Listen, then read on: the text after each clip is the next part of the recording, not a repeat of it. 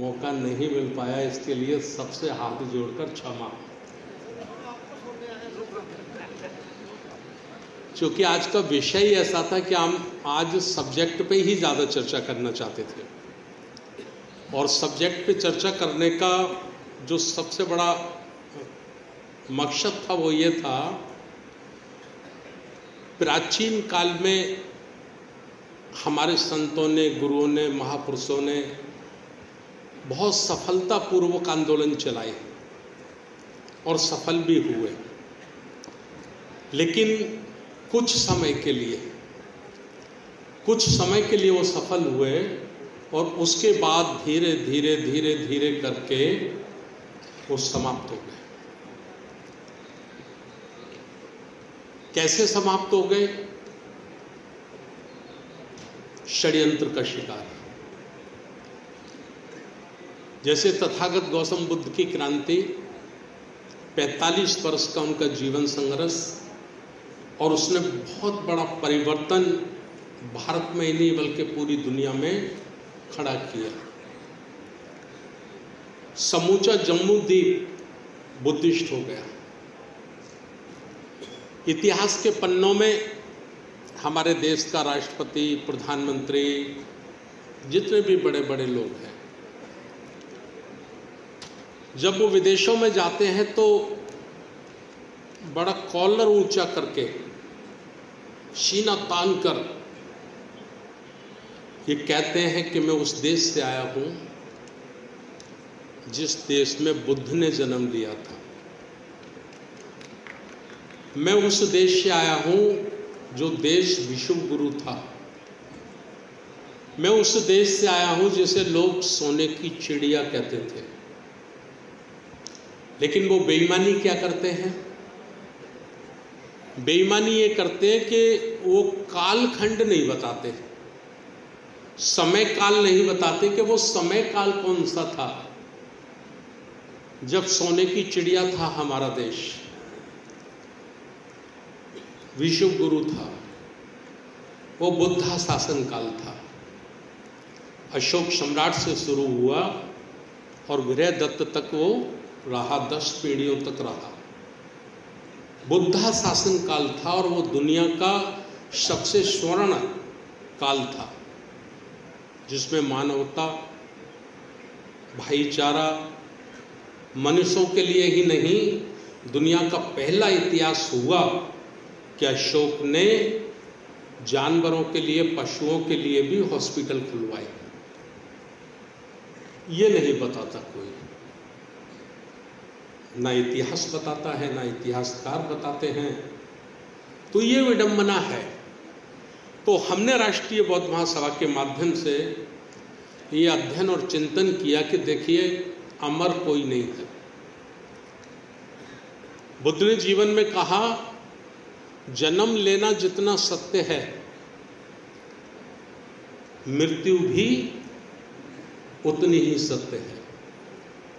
जो जन्मा है उसको निश्चित रूप से मरना है।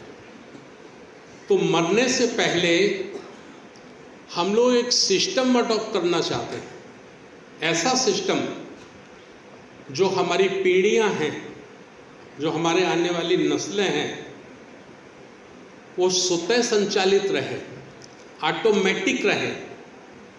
एक उदाहरण से आपको समझाता हूं। जब हम लोग बहुत छोटे छोटे हुआ करते थे तो हम सुनते थे कि पंडित जी नहीं रहेंगे तो देश का क्या होगा। यानी पंडित जवाहरलाल नेहरू, लोगों के मन में ऐसी धारणा बनी कि पंडित जवाहरलाल नेहरू नहीं रहेंगे तो देश का क्या होगा। पंडित जवाहरलाल नेहरू नहीं रहे, देश तो चला ना। फिर लोगों के मन में धारणा बनी कि इंदिरा जी नहीं रहेंगी तो देश का क्या होगा। इंदिरा जी नहीं रही, देश चला। और इंदिरा जी के बाद ऐसा आदमी बैठा प्रधानमंत्री की कुर्सी पर जिसको गणतंत्र और स्वतंत्र का ही दिवस का ही पता नहीं था। लोग तो यहां तक कहते हैं कि वो ये पूछ रहे थे कि लाल मिर्च कैसे उगाई जाती है और हरी मिर्च कैसे उगाई जाती है। लेकिन देश चला ना, तो देश कैसे चला? कौन था देश को चलाने वाला? देश को चलाने वाला था बाबा साहब डॉक्टर अंबेडकर का संविधान। संविधान उसको दर्शन कराता है। जो जिस कुर्सी पे बैठता है, संविधान उसको बताता है कि तेरी नैतिक ड्यूटी, तेरी नैतिक जिम्मेवारी ये है। और आजकल तो देश की सत्ता ऐसे लोगों के हाथों में है जिनको फूटे आंख भी ये संविधान पसंद नहीं है ना? लेकिन मजबूरी है, उसी संविधान की ताकत की मजबूरी है कि वो संविधान लगाते हैं, एक माला लगाते हैं और फिर सर लगाते हैं, माथा लगाते हैं। तो ये करने के लिए मजबूर किसने किया? संविधान ने किया। ये देश के लिए है संविधान। समाज मजबूर हो अपनी जिम्मेवारियां निभाने के लिए। जैसे हम बाबा साहब डॉक्टर अंबेडकर को मानते हैं, बड़े फख्र के साथ कहते हैं हमारा राइट है साहब, रिजर्वेशन हमारा राइट है, हमारा अधिकार है ना? हमें हमारा अधिकार मिलना चाहिए। और अधिकार लिए हैं, कलेक्टर बने, एसपी बने, इंजीनियर बने, डॉक्टर बने, वकील बने, बड़ी बड़ी कुर्सियों तक पहुंचे। अधिकार मालूम है, कर्तव्य नहीं मालूम। ये दशा और दिशा खराब क्यों है? क्योंकि हमने अधिकार तो समझ लिया, कर्तव्य नहीं समझा। अधिकार के पीछे तो दौड़ रहे हैं, लेकिन कर्तव्य को नहीं समझ रहे, कर्तव्य के लिए नहीं दौड़ रहे। तो ये जो नियमावली राष्ट्रीय बौद्ध महासभा के माध्यम से हम लोग बनाना चाहते हैं, या जिसका प्रयास हम लोग कर रहे हैं, वो ऐसी नियमावली बनाना चाहते हैं हम कि हम अधिकार से ज़्यादा अपने जीवन में अपने कर्तव्य के प्रति जागरूक हो जाए, अपने कर्तव्य के प्रति सचेत हो जाए। इस किस्म का सिस्टम हम खड़ा करना चाहते हैं। मैं 2 मिनट की एक रतन टाटा के ऊपर आपकी एक बात सुनाना चाहता हूँ। बहुत पहले समय की बात है, मैंने रतन टाटा की जीवनी पढ़ी। जीवनी पढ़ी, वो लगभग उस समय 524 कंपनियों के मालिक थे। 50 लोगों का ग्रुप था और उस 50 ग्रुपों की लगभग 524 कंपनी थी। और रतन टाटा एक ऐसे रहे जिनकी कोई कंपनी आज तक नहीं डूबी, लॉस में नहीं गई। तो मैंने उनकी जीवनी पढ़ी में इनका लाइफ स्टाइल क्या है, दिनचर्या क्या है। तो मैं इस नतीजे पर पहुंचा कि वो सुबह 7 बजे उठते हैं, फ्रेश होते हैं, ब्रश करते, कॉफ़ी पीते हैं और स्विमिंग पूल में चले जाते हैं। 1-1.5 घंटे स्विमिंग करते हैं, फिर ब्रेकफास्ट लेते, नाश्ता लेते हैं और 11 बजे ऑफिस चले जाते हैं। 1:30 बजे लंच लेते हैं, लंच लेने के बाद सो जाते हैं। 4 बजे उठते हैं, मुंह धोते हैं, कॉफ़ी पीते हैं और 7 बजे तक काम करते हैं। 7 बजे ऑफिस छोड़ देते हैं, क्लब चले जाते हैं, टेनिस खेलते हैं, फुटबॉल खेलते हैं, मस्त रहते हैं और शाम को 9 बजे आके अपना डिनर करके खाना खा के सो जाते हैं। तो मैंने ये सोचा कि एक आदमी सफलतापूर्वक 524 कंपनी चला रहा है और जीवन में ये सब भी कर रहा है, जिम भी जा रहा है, क्लब भी जा रहा है, तो ये संभव कैसे हो पा रहा है? तो ये संभव कैसे हो पा रहा है, उसका जब अध्ययन किया गया तो मैंने देखा कि रतन टाटा काम नहीं करते हैं, रतन टाटा का सिस्टम काम करता है। क्या काम करता है? सिस्टम काम करता है। सिस्टम क्या? जैसे 524 कंपनी है तो उन्होंने 524 मैनेजर बना दिए, ठीक है। 50 कंपनी पर एक उन्होंने चीफ मैनेजर बना दिया और उन सब के ऊपर उन्होंने एक जनरल जीएम बना दिया, जनरल जीएम के ऊपर एक उन्होंने सीईओ बना दिया, और वो खुद अपने उसके एमडी हो गए, डायरेक्टर हो गए। सिस्टम ये है कि उनका जो ब्रांच का मैनेजर है वो अपनी शाम को कुर्सी छोड़ने से पहले अपने एसडीएम को रिपोर्ट करेगा, पूरे दिन की वर्किंग, क्या खोया क्या पाया, कितना बेचा, कितना प्रोडक्ट किया, कितनी रिक्वायरमेंट है, वो पूरा करके अपने एसडीएम को दे देगा। एसडीएम जीएम को दे देगा। एसडीएम जब अपनी कुर्सी छोड़ेगा तब जीएम को अपनी रिपोर्ट दे देगा, और जीएम जब कुर्सी छोड़ेगा जब वो सीईओ को रिपोर्ट कर देगा, और सीईओ जब अपनी कुर्सी छोड़ेगा तब पूरी फाइल कंप्लीट करके वो रतन टाटा की टेबल पर रख देगा। रतन टाटा जब सुबह जाएंगे तो वो देखेंगे पूरे देश के उनके कारोबार के क्या रिक्वायरमेंट है, कितने ट्रक बेचे, कितनी टाटा सफारी बेची गई, कितना आइटम बिका, कितना कौन सा पार्ट्स बिका, और कितना पार्ट्स हमारा किस फैक्ट्री में उसका उत्पादन हुआ, कितना हमको रॉ मटेरियल चाहिए, उसका वो डिक्टेशन देंगे और बस फ्री हो जाएंगे। तो व्यक्ति काम नहीं करता, व्यक्ति सिस्टम को सुपरवाइज करता है, व्यक्ति सिस्टम को सुपरवाइज करता है, उसको देखता है, जहां कमजोरी आती है उस कमजोरी को दूर करता है। काम कौन करता है? काम सिस्टम करता है। हमारे साथ जो कुछ हुआ आज तक, हमारे साथ ये हुआ कि हमारे महापुरुषों ने काम किया, लेकिन सामाजिक लेवल पर उसका कोई बड़ा सिस्टम खड़ा नहीं हुआ। बुद्ध ने किया, बुद्ध का बड़ा सिस्टम खड़ा हुआ लंबे समय तक, जो भिक्षु संघ ने उसको सुपरविजन किया और उसको चलाया, भिक्षु संघ ने। लेकिन धीरे धीरे करके भिक्षु संघ में घुसपैठ हो गई। जो बुद्ध धर्म के विरोधी लोग थे वो चीवर बदल बदल कर भिक्षु बन गए। चूंकि हमारे राजाओं ने जाति और वर्ण समाप्त कर दिए थे, तो जो चंट चालाक लोग थे वो भिक्षु बन गए, भिक्षु बन के राजसत्ता में शामिल हो गए, राजसत्ता में शामिल होकर वो हमारे राजा तक पहुंच गए। उन्होंने हमारे राजाओं को भी प्रभाव में ले लिया, और नतीजा ये हुआ कि 2 लोग कत्ल हुए। उस शिकार के, उस षड्यंत्र से 2 लोगों का कत्ल हुआ। वो 2 लोग कौन थे? एक हमारा चक्रवर्ती सम्राट वीरदत्त, ठीक है। दूसरा कौन कत्ल हुआ? भिक्षु संघ, भिक्षु संघ का कत्ल हुआ, ठीक है। ये कत्ल हुआ क्यों?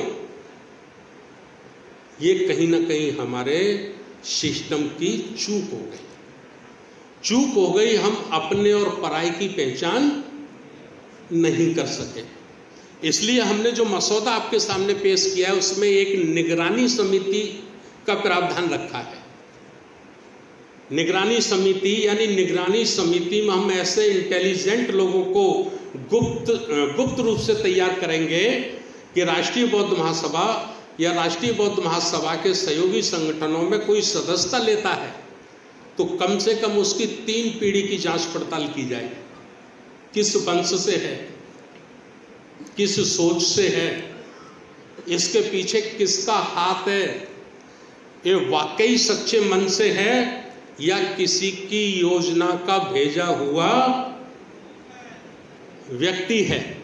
भाई ये तो हुआ ना, तो ये हमको बड़ी सावधानी से इसको करना है।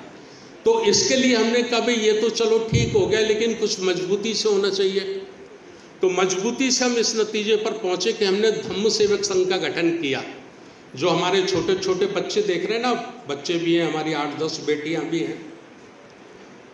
हमने कहा हम 12 वर्ष के उम्र से 10 वर्ष की उम्र से धम्म सेवक संघ का लोगों को जोड़ेंगे, बच्चों को, अपने बच्चों को।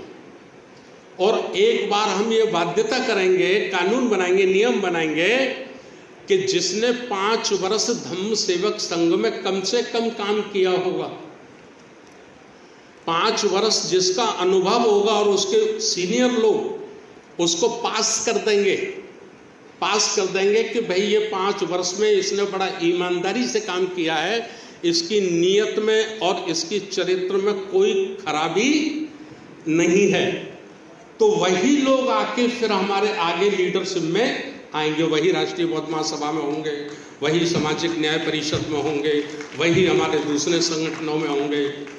तो एक बड़े धोखे से हम लोग बच सकेंगे। समझ पा रहे कि नहीं समझ पा रहे? मतलब हमें आज की चिंता नहीं है, आज के 100 वर्ष बाद की चिंता है जो हुआ है। तो इस किस्म का सिस्टम बनाने के लिए दूसरा क्या हुआ है कि हमने ये देखा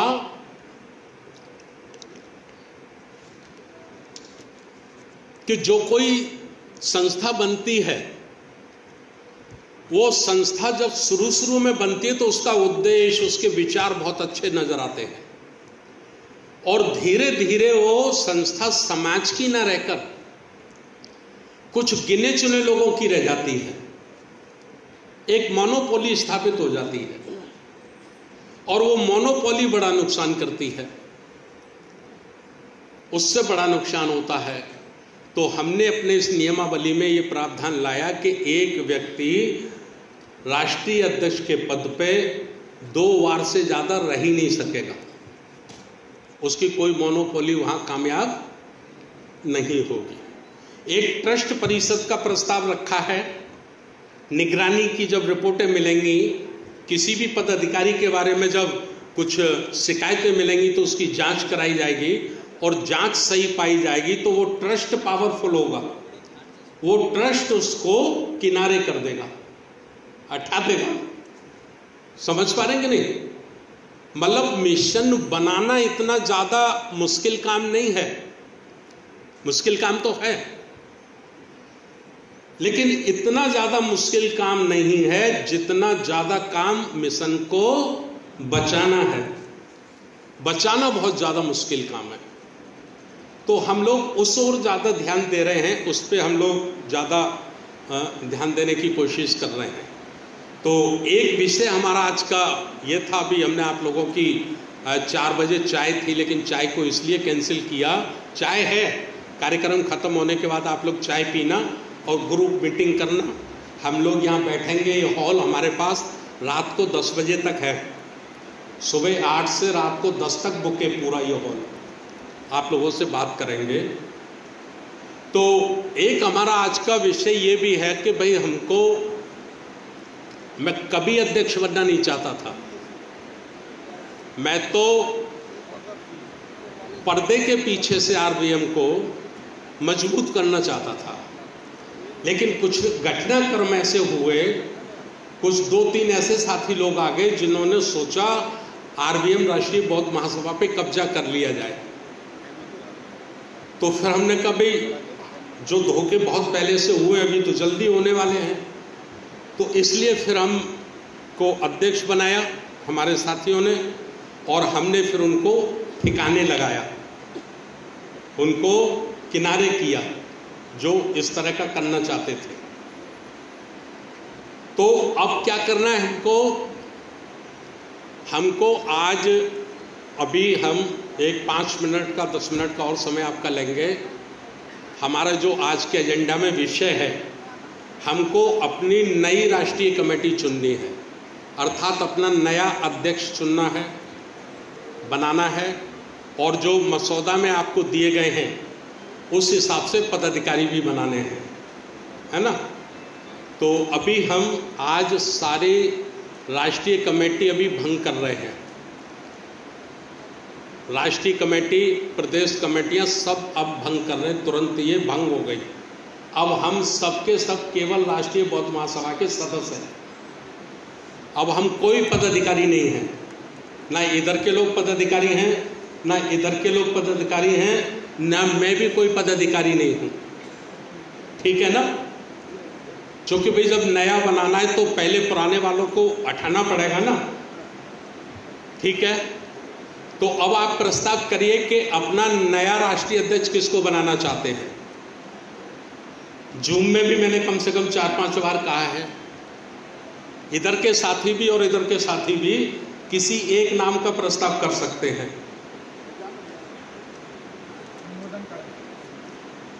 करिए किसी एक नाम का प्रस्ताव। अनुमोदन नहीं, पहले प्रस्ताव करेंगे ना, अनुमोदन बाद में होगा। कोई एक साथी करिए। सर आपसे ज़्यादा अच्छा नाम किसी का नहीं हो सकता। क्या कह रहे हैं? आपका ही नाम मुख्य है। मेरा प्रस्ताव कर रहे हो? मेरा? अच्छा, मेरा प्रस्ताव कितने लोग कर रहे हैं? हाथ उठाओ। सब लोग कर रहे हैं, ठीक है। इसका मतलब आप मेरे में विश्वास व्यक्त कर रहे हैं ना, पक्का ना? तो लेकिन मैं जो कहूँगा वो बात मानोगे ना, पक्का? पक्का? तो मैं ये कहूँगा कि मुझे अध्यक्ष नहीं रहना है, और इसलिए नहीं रहना है कि जिस व्यवस्था को हम तोड़ना चाहते हैं और मैं अध्यक्ष बनूंगा तो वही व्यवस्था फिर बनी रहेगी, ठीक है। तो मैं अध्यक्ष के लिए मैं अपनी तरफ से एक नाम प्रस्ताव कर रहा हूं, ठीक है। आप लोग सहमत हैं? तो हमारे बहुत ही सीनियर साथी हैं, बामसेब में जुड़े रहे लंबे समय तक, उन्होंने मान्यवर काशीराम साहब के साथ काम किया है। मैं उनके नाम का प्रस्ताव कर रहा हूं, आदरणीय डीपी गोलिया साहब।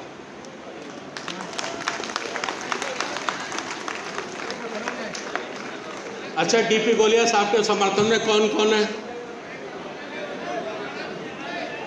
क्या हुआ? क्या हुआ बोलो, परेशानी बताओ।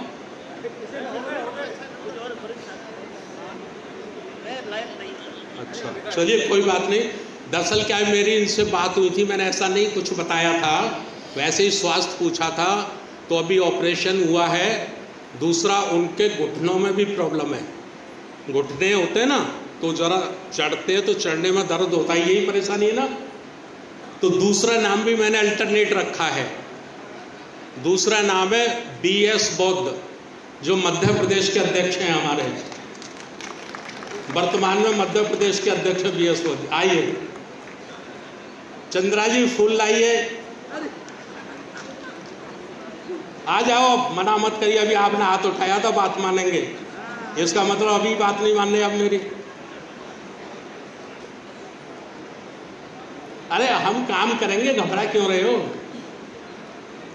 हमें तो एक परंपरा डालनी है, ठीक है। आ जाओ। दूसरा, इनकी मदद करने के लिए, चूँकि अभी ये वेशिक में शिक्षा डायरेक्टर थे, अभी कुछ समय पहले रिटायर हुए हैं, है ना, और बहुत अच्छा काम कर रहे हैं। तो इनकी मदद करने के लिए हम 3 नेशनल कोऑर्डिनेटर बना रहे हैं, 3 नेशनल कोऑर्डिनेटर जो इनकी मदद करेंगे, ठीक है। नहीं नहीं, कोई मुक्ति नहीं मिलेगी। बाबूजी राजाराम आनंद जो हमारे प्रदेश के अध्यक्ष हैं, वो हमारे नेशनल कोऑर्डिनेटर रहेंगे। बाबूजी राजाराम आनंद, आ जाइए बाबूजी, आ जाओ, मना मत करो किसी का। नहीं, मैं आपकी बात टालता ही नहीं हूँ। कोई शेषराव घागड़े साहब बॉम्बे से आए हैं, बामसेब से हैं, साहब के साथ काम किया है, वो भी हमारे नेशनल कोऑर्डिनेटर रहेंगे। शेषराव घागड़े जी, ठीक है, आ जाओ। चलिए डीपी गोलिया साहब, अब मत काटना मेरी बात, आप भी नेशनल कोऑर्डिनेटर रहेंगे। ये 3 लोग हमारे नेशनल कोऑर्डिनेटर रहेंगे और हमारे नए राष्ट्रीय अध्यक्ष BS बिसोरिया साहब को मदद करेंगे। आचार्य साहब, ठीक है ना प्रस्ताव? ठीक है ना? अच्छा, हमारे राष्ट्रीय उपाध्यक्ष रहेंगे इंजीनियर रमेश चंद बनगोत्रा, जम्मू कश्मीर। रमेश चंद बनगोत्रा, जम्मू कश्मीर। आप जम्मू कश्मीर से हैं, आप मध्य प्रदेश से हैं, आप उत्तर प्रदेश से हैं, आप महाराष्ट्र से हैं, ठीक है, हो गया ना। अच्छा, हमारा राष्ट्रीय मुख्य महासचिव बहुत महत्वपूर्ण पद है, उसके लिए मैंने एक युवा साथी का नाम चुना है और वो नाम है योगेश गौतम, नेशनल कमांडर। ये दिल्ली से हैं, नेशनल कमांडर। हमारे राष्ट्रीय आचार्य इंजीनियर किशोर बौद्ध रहेंगे, सबको आशीर्वाद देंगे, सबका कैडर लेंगे। हमारे सहायक आचार्य LP अमृत साहब जो बुद्धो सुन के धम्म का वाचन करते हैं, और हमारे संविधान के वाचक हमारे प्रोफेसर माननीय लॉ प्रोफेसर RC धीमान साहब रहेंगे। ठीक रहेगा ना? ये ठीक है ना? ठीक है ना? क्या जिम्मेदारी थी? मदद करेंगे सबकी आपकी, ठीक है ना? और बाकी कमेटियां आप लोग ये पढ़ लीजिए, फिर हम लोग अभी 2-3 महीने कोई काम नहीं करेंगे। 20 अप्रैल तक आप संशोधन दे सकते हैं संविधान लेखा समिति को। 20 अप्रैल अंतिम तारीख है, उसके बाद आपका कोई संशोधन मतलब स्वीकार नहीं किया जाएगा, ठीक है? अगला हमारा 18वां राष्ट्रीय अधिवेशन होगा इस बार महाराष्ट्र औरंगाबाद में, अजंता में हमारा राष्ट्रीय अधिवेशन होगा, और ये पहला अधिवेशन हमारा होगा हमारे नए अध्यक्ष जी की अध्यक्षता में। और इस अधिवेशन के जो हमारे नेशनल संयोजक होंगे वो होंगे डॉक्टर आनंद भाले राव, डॉक्टर आनंद राव भाले साहब, ये उसके संयोजक रहेंगे कार्यक्रम के, ठीक है ना? महाराष्ट्र से हैं, वहीं रहते हैं, ये औरंगाबाद में ही रहते हैं। ये भी अभी रिटायर हुए हैं, MD पोस्ट पे थे, 1 क्लास के ऑफिसर थे, उससे रिटायर हुए हैं, ठीक है ना? सबकी सहमति है तो जोरदार से तालियां बना लो। और मैं संस्थापक के रूप में आप लोगों की मदद करूंगा, आपके साथ रहूंगा। अब नई कमेटियां हम बनाएंगे। आपको एक पेपर मिला होगा ऑनलाइन जूम पे जुड़ने का, सबकी फाइल में रखा है, आप उसको पढ़ लीजिए। और जूम पे हमको जुड़ना है, जूम पे जुड़ना है, ये सब काम हम लोग करेंगे। और कोशिश करिए कि अंबेडकर जयंती, बाबा साहब की जयंती प्रत्येक जिले में आप राष्ट्रीय बौद्ध महासभा के बैनर से मनाएं। और 12 मई को बुद्ध जयंती है, बुद्ध जयंती भी आप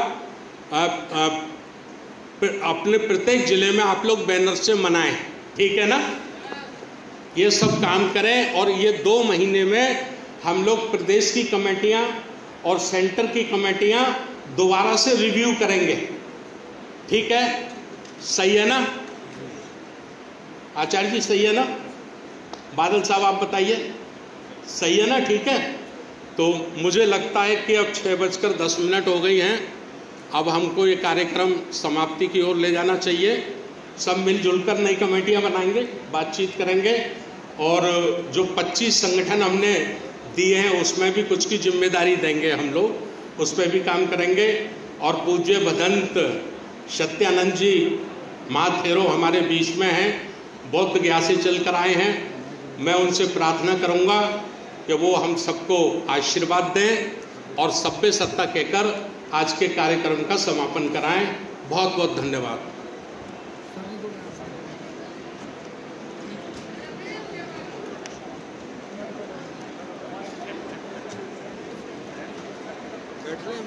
हाँ बैठे का पैसे ही खड़ा हूँ सभ्य सत्ता। हेलो, सभी को बहुत बहुत धन्यवाद। आज सुबह 9 बजे से शाम को 6 बजे तक सुसदन में राष्ट्रीय बौद्ध महासभा की धम्म संसद चली। इसमें जितने भी लोगों ने भाग लिया वो सभी को एक बार मैं पुनः आपके संस्था की बात को दोहराते हुए एक बार मैं बुद्ध गया की पावित्र भूमि में आप सभी को 2025 की बुद्ध जयंती 11, 12, 13 मई को मनाई जा रही है। उसके लिए सभी को आमंत्रित करता हूँ। बुद्ध गया के पावन भूमि में आपको आने का अवसर प्राप्त हो जाएगा। सभी लोग आए, आप सबका स्वागत है। वहाँ किसी भी प्रकार की कोई भी अव्यवस्था नहीं होगी। वो सारी व्यवस्था मैं स्वयं देख रहा हूँ। आप सबको रहने खाने की सारी व्यवस्था वहाँ 3 दिन के लिए हमने किया गया है। आप सभी भारत के नागरिक वहाँ आए, अधिक से अधिक संख्या में आए। आपको किसी भी प्रकार की व्यवस्था नहीं होगी। ये मैं इस मंच के माध्यम से आपको आमंत्रित करता हूँ। और ये कार्यक्रम की जैसे कि अध्यक्ष ने घोषणा कर दिया समापन है, तो सभ्य सत्ता करा के और पूर्ण आशीर्वाद दे के मैं इसको समाप्त कर दूँगा। आप सभी लोग आगे लीजिए। गुरुजी 1 मिनट और। सभी साथियों से निवेदन है कि जिन्होंने रजिस्ट्रेशन फीस नहीं जमा कराई हो वो जरूर करा दें। इस कार्यक्रम पे 8 लाख रुपए का खर्चा है और ये इधर उधर से उधार लेकर किया गया है अभी तक, ठीक है ना? तो वो जिम्मेदारी भी अपनी पूरी करा के ही आप लोग जाएं। बहुत बहुत धन्यवाद। नमो तस्सै भगवतो अरहतो सम्मा सम्बुद्धाय। नमो तस्सै भगवतो अरहतो सम्मा सम्बुद्धाय। नमो तस्सै भगवतो अरहतो सम्मा सम्बुद्धाय। सर्वे सत्ता सुखी भवन्तु, सर्वे भवन्तु जगेर्विनो, सर्वे भद्राणि पश्यन्तु मा किञ्चित् दुःखमागमः। सर्वे सत्ता सुखी भवन्तु, सर्वे भवन्तु जगेर्विनो, सर्वे भद्राणि पश्यन्तु मा किञ्चित् दुःखमागमः। सर्वे सत्ता सुखी भवन्तु, सर्वे भवन्तु जगेर्विनो, सर्वे भद्राणि पश्यन्तु मा किञ्चित् दुःखमागमः। अभिवादन शीलस्व नित्यं मुदापचारो चत्तारो धर्मा वदन्ति आयुवनो सुखं बलं। अभिवादोऽपि सम्पत्ति सर्ग सम्पत्ति में च अतो निर्वाण सम्पत्ति विनाते समिजतु। भवतु सर्वमङ्गलं रक्षन्तु सर्वदेवता सर्वबुद्धानुभावेन सदा सोऽपि भवन्तु ते। भवतु सर्वमङ्गलं रक्षन्तु सर्वदेवता सर्वधर्मानुभावेन सदा सोऽपि भवन्तु ते। भवतु सर्वमङ्गलं रक्षन्तु सर्वदेवता सर्वसंगानुभावेन सदा सोऽपि भवन्तु ते। साधु साधु साधु। सबका मंगल सबको ठीक। मोबाइल अपना है? मेरा नहीं है ना। ये मोबाइल किसका है? डाइस पे बादल हमारा चौक। जो आपका है?